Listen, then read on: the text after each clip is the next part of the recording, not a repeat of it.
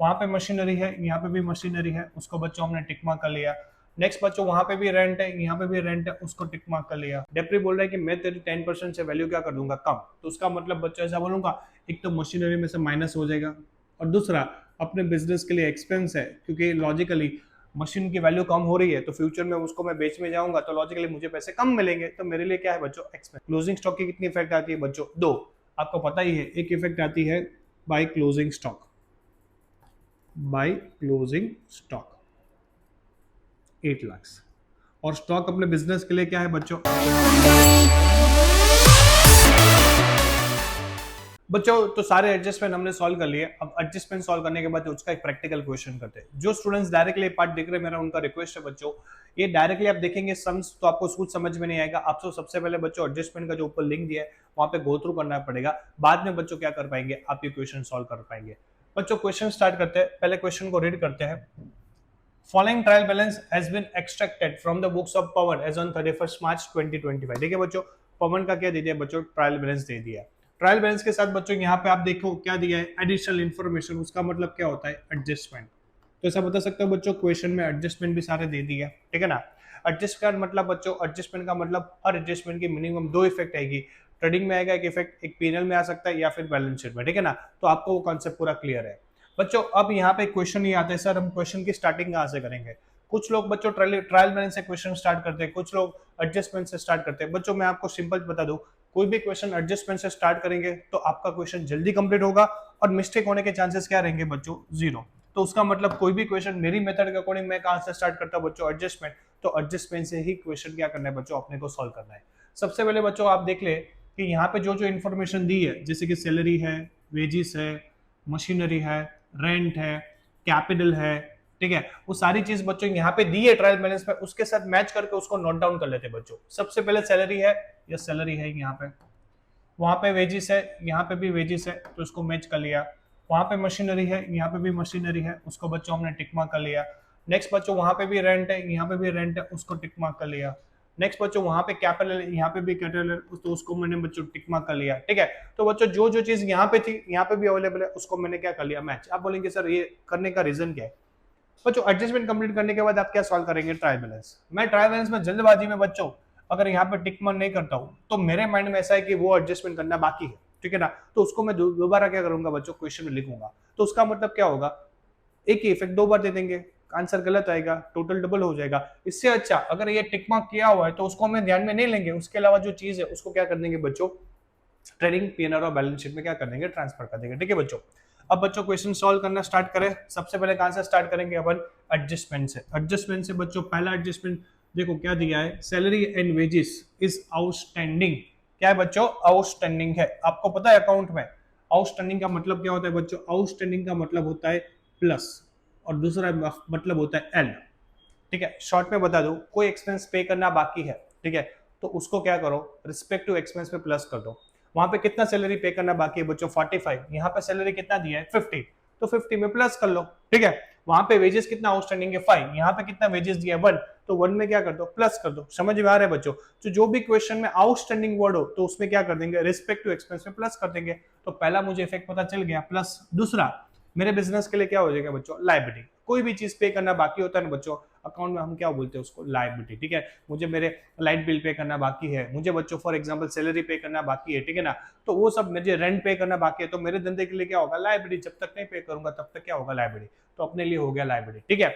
आप बोलेंगे sir logic समझा दो ना। यहाँ पे बच्चों लॉजिक, ये रिकॉर्डेड है। ये क्या है, रिकॉर्डेड। मैंने सैलरी कितना पे किया, 50,000, वो रिकॉर्डेड है, ठीक है।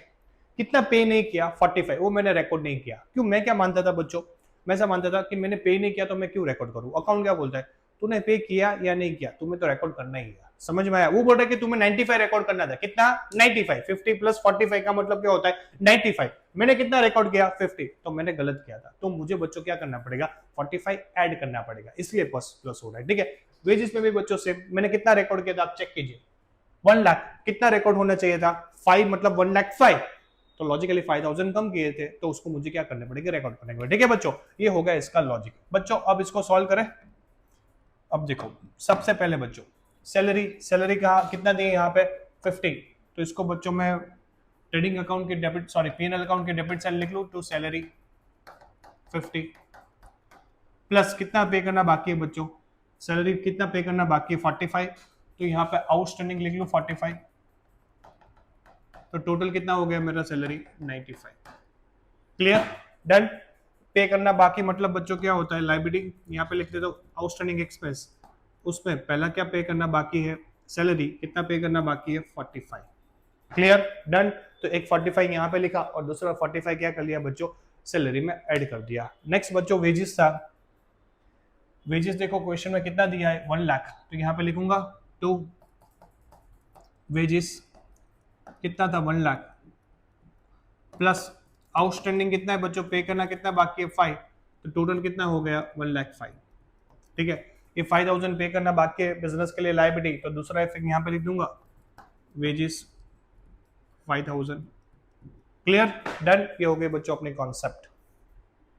नंबर 2 बच्चों चेक कीजिए क्या है, डेप्रिसिएशन मशीनरी एट 10%। ठीक है, डेप्रिसिएशन असेट का एनिमी है बच्चों, वो असेट को कम करता है। ठीक है ना, यहाँ पे असेट कौन सी है, मशीनरी। डेप्री बोल रहा है कि मैं तेरी 10% से वैल्यू क्या कर दूंगा, कम, तो उसका मतलब बच्चों ऐसा बोलूंगा, एक तो मशीनरी में से माइनस हो जाएगा और दूसरा अपने बिजनेस के लिए एक्सपेंस है, क्योंकि लॉजिकली मशीन की वैल्यू कम हो रही है तो फ्यूचर में उसको मैं बेच में जाऊंगा तो लॉजिकली मुझे पैसे कम मिलेंगे, तो मेरे लिए क्या है बच्चों, एक्सपेंस है। तो एक मशीन में से माइनस होगा और दूसरा बच्चों कहाँ पाएगा, पीएनएल अकाउंट की डेबिट साइड। ठीक है, यहाँ पे बच्चों देखो मशीनरी कितना था 4 लाख था, उसका 10% कितना जाएगा डेप्री 40,000, तो अब मशीन कितने का हो गया 3,60,000। 40,000 का नुकसान, तो 40,000 कहाँ पे लिखेंगे, पीएनएल की डेबिट साइड। अब बच्चों देखो इसका इफेक्ट, एक यहाँ पे मशीनरी 4 लाख था, यस था, उसमें कितने का डेप्री लगा बच्चों 40,000 का 10%। ठीक है, इसका 10% 40 आया, तो अब मशीन की वैल्यू कितनी हो गई 360। और दूसरा यहाँ पे लिख देंगे 2 डेप्री ऑन मशीन, कितने का नुकसान हुआ बच्चों 40,000 का। कई सारे स्टूडेंट्स जल्दबाजी में 360 लिख देते हैं, अरे भाई 360 तो असेट की वैल्यू है, वो असेट की वैल्यू थोड़ी लिखनी है, अपने को कितने का नुकसान हुआ 40, तो 40 लिखना है। ठीक है, तो बच्चों वो चीज ध्यान में रखना पड़ेगा। नेक्स्ट बच्चों रेंट प्रीपेड, प्रीपेड का मतलब अकाउंट में माइनस, क्या करना है माइनस, ये शॉर्टकट है, क्या है शॉर्टकट। ठीक है, और कोई भी एक्सपेंस आप एडवांस में पे करते हो तो हमारे बिजनेस के लिए क्या हो जाता है, असेट्स हो जाता है, क्या हो जाता है असेट्स।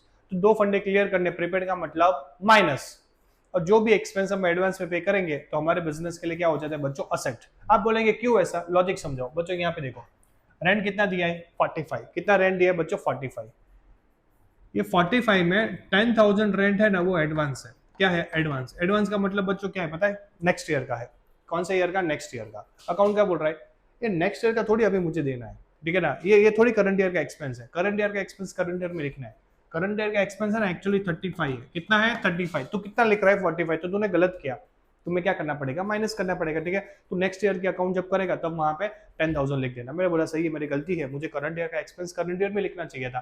तो बच्चों ये गलती को मुझे क्या करना पड़ेगा, करेक्ट करना पड़ेगा। तो ऐसा बता सकता हूँ, सबसे पहले एक्सपेंस है तो पीएनएल के डेबिट साइड मैंने रेंट लिख लिया, कितना लिख लिया 45, उसमें से एडवांस नेक्स्ट ईयर का कितना था 10, तो लॉजिकली करंट ईयर का एक्सपेंस कितना हो गया 35। क्लियर, उनकी बात मैंने मान ली। ठीक है, और दूसरा बच्चों हम एडवांस पे करते हैं तो लॉजिकली मैंने सर्विस कब मिलेगा, मुझे नेक्स्ट ईयर मिलेगा, लॉजिकली है, लेकिन मैंने तो एडवांस पे कर लिया। अकाउंट क्या बोल रहा है, सर्विस तुम्हें नेक्स्ट ईयर में मिलेगा, तुम्हें एडवांस पे कर लिया, तुम्हारे धंधे के लिए क्या होगा एक्सेट, तो यहाँ पे लिख दूंगा प्रीपेड रेंट कितने का 10,000 का। ठीक है, एक्सपेंस पेड इन एडवांस, ठीक है, बट सर्विस कब मिलेगा मुझे नेक्स्ट ईयर, जब मैं प्रॉपर्टी यूज करूंगा तब। ठीक है, तो बच्चों ये हो गया कॉन्सेप्ट कौन सा, प्रीपेड रेंट का। नेक्स्ट बच्चों चेक कीजिए, provide interest on capital 5%, interest on capital कितना परसेंट बोला है बच्चों 5%। यहाँ पे देखो कैपिटल दिया है, कितना है कैपिटल 9 लाख, कितना कैपिटल दिया है बच्चों 9 लाख। मैं आपको शॉर्ट में बताऊं, ये 9 लाख है ना, वो बिजनेस को किसको पे करना है, ऑनर को, इन फ्यूचर में जब बिजनेस बंद हो जाएगा तब। ठीक है ना,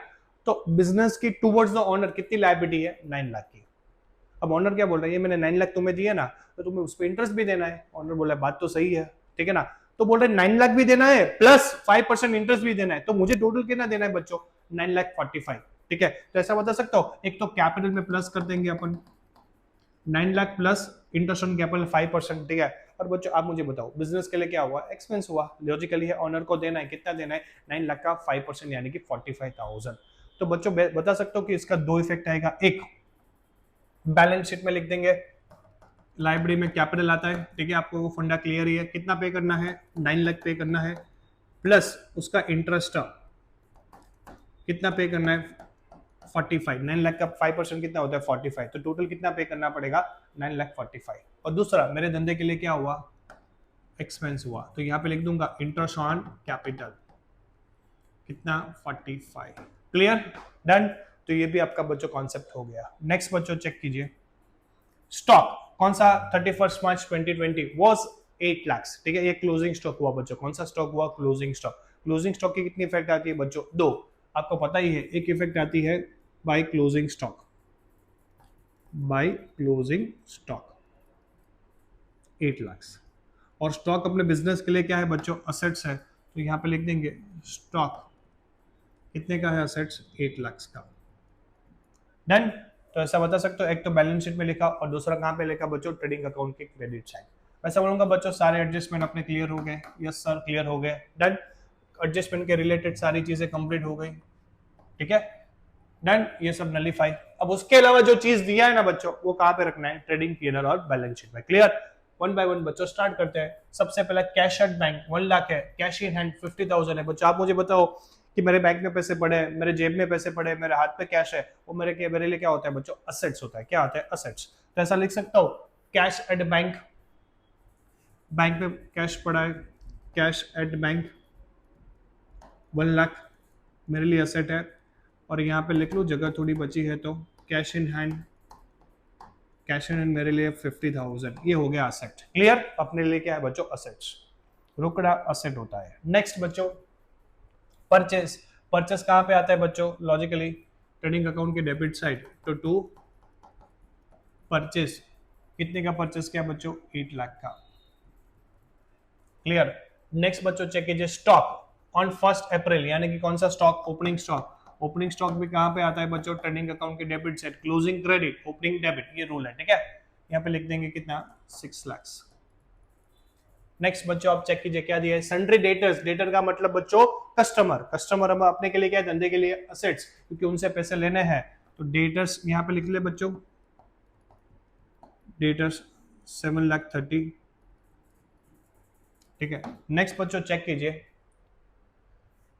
rent complete commission, commission expense है, कितना है बच्चों, 25,000। तो पीएनएल अकाउंट की डेबिट साइड आएगा कमीशन, तो 2 कमीशन 25,000। नेक्स्ट बच्चों चेक कीजिए, जनरल एक्सपेंस कितना दिया, जनरल एक्सपेंस 80,000, ये भी पीएनएल के डेबिट साइड आएगा। तो यहाँ पे लिख ले 2 जनरल एक्सपेंस 80,000। नेक्स्ट बच्चों चेक कीजिए क्या दिया है, सेल्स, सेल्स इनकम है, प्रोडक्शन रिलेटेड है, क्रेडिट साइड लिख देंगे बाय सेल्स 16 लाख। नेक्स्ट बच्चों क्रेडिटर, क्रेडिटर मेरे बिजनेस के लिए लाइबिलिटी है, तो यहाँ पे लिख देंगे क्रेडिटर 4,50,000 बिजनेस के लिए लाइबिलिटी है, ठीक है, 4,50,000। और लास्ट बच्चों चीज दिया है इंटरेस्ट रिसीव्ड, इंटरेस्ट रिसीव्ड अपने लिए इनकम है, तो यहाँ पे लिख देंगे बच्चों बाय इंटरेस्ट रिसीव्ड, कितने का इंटरेस्ट रिसीव्ड, 30,000। तो ऐसा बता सकते हो बच्चों, ट्रेडिंग पीएनएल और बैलेंस शीट में जितनी भी चीज दिया था वो सारा चीज मैंने ट्रांसफर कर दिया, ठीक है बच्चों। अब बच्चों मुझे क्या करना है, टोटलिंग करना है, टोटलिंग करके चेक करना है कि मेरे बिजनेस के लिए प्रॉफिट है, लॉस है, क्या नहीं, ठीक है बच्चों। तो बच्चों 1 बाय 1 टोटलिंग स्टार्ट करें, ठीक है। डेबिट साइड, ये कौन सी साइड है, एक्सपेंस वाली, ठीक है। क्रेडिट साइड कौन सी साइड है, इनकम वाली, ठीक है। दोनों का टोटल चेक करते हैं कौन सी साइड ग्रेटर आता है, ठीक है बच्चों। डेबिट का टोटल है 15,05,000, चेक कर ले, 8 + 6 14, 14 + 1 15, यानी कि 15,05,000। इसका टोटल है बच्चों क्रेडिट का 24 लाख, कितना है बच्चों, 24 लाख, ठीक है। आप मुझे बताओ कौन सा टोटल ज्यादा है बच्चों, क्रेडिट का, जिसका टोटल आया उसका बच्चों लिख ले साइड, ग्रेटर साइड वो विनर है, तो विनर के साइड दोनों साइड लिख देते हैं 24। क्लियर। मैं ऐसा बोलूंगा क्रेडिट साइड यानी कि इनकम वाली साइड ज्यादा है, तो लॉजिकली बिजनेस के लिए क्या हुआ, प्रॉफिट। तो 24 में से इतना माइनस करेंगे, मैंने इतना कमाया, इतना एक्सपेंस किया, तो बच्चा कितना है बच्चों, बच्चा आपका 8,95,000। 8,95,000 क्या आया बच्चों, अपना आया ग्रॉस प्रॉफिट,